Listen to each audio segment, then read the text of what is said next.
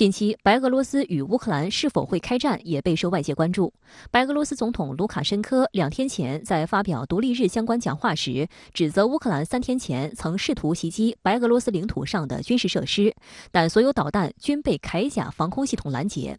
卢卡申科强调，白俄罗斯会对敌人的袭击做出反应。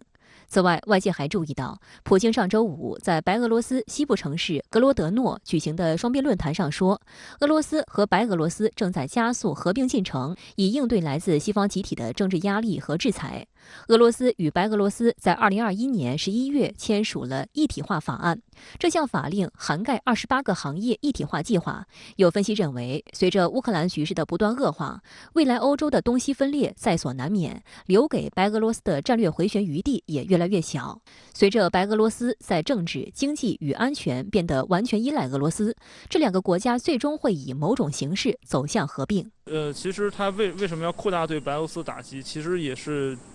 某种程度上也在试图在升级这个冲突的范围。包括像他要牵制一部分这个俄军的这个精力。从这个长期来看，其实这个俄白的这个高度的一体化，这个俄白的高度的抱团，无论是在这个军事行动上面，还是在这些应对美西方的制裁上面，其实俄白双方都是高度一体的。几乎已经是密不可分了。俄罗斯国防部周日称，已完全控制利西昌斯克。俄罗斯总统普京周一指示，在卢甘斯克作战的部队应当休整，东部和西部集团部队要继续按计划行动。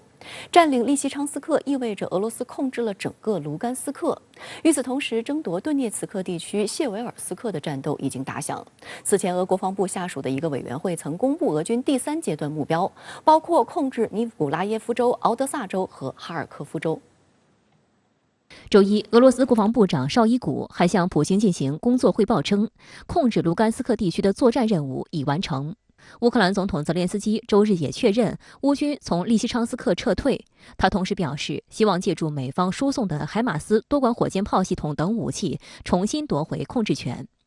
俄罗斯国防部周一发布的战报显示，俄空天军在顿涅茨克上空的战斗中击落了乌克兰1架苏25战斗机，并用高精度武器摧毁7个指挥所、2座弹药库和军械库、1个冰雹骑射火箭炮炮位，以及乌军在16个地区的有生力量和军事技术装备。战报还显示，自特别军事行动展开以来，俄军已摧毁乌克兰230架飞机、134架直升机、1448架无人机、353套防空导弹系统、3904辆坦克等装甲战车。它下一步的这个重点呢，其实就是顿涅茨克州的一些重要的铁路枢纽、重要的大城市。